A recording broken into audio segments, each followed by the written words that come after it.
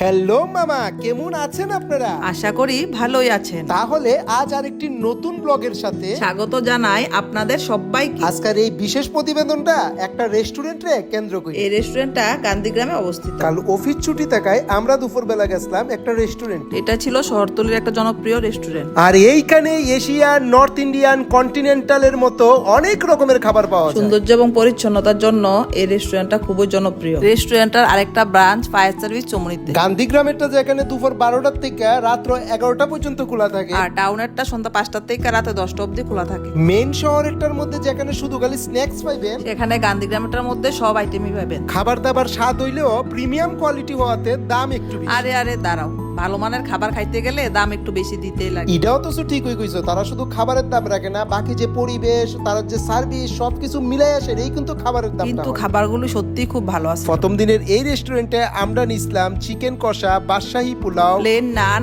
আর Khamenei tandoori. আর জলের বোতলটা যে বুইল্লা লাগা ওইটার দাম তো 20 টাকা। জিএসটি লইয়া গেছে সর্বমোট 811 টাকা। এবার অন্যটির লগে ইটার তফাৎ কতটুক, এটা ভাই তোমরাই তোমরা এবার গ্যাস করো এটার নাম কি? আরে গ্যাস করার লাগতো না, এতক্ষণে সবাই বুঝতে লাইছে যে এটা ওয়ান এন্ড অনলি রেস্টুরেন্ট। আর তোমরা কে কে রেস্টুরেন্টে আইছো কমেন্টে জানাই। শুধু আইসুই জানাইলে হইতো না, কি কি খাইছো ওইটাও কিন্তু জানাইও। তাইলে দেখা হইব পরবর্তী ভিডিওতে। আর ততদিন ভালো থাকো, সুস্থ থাকো, আর আমাদের পাশে থাকো। By everyone.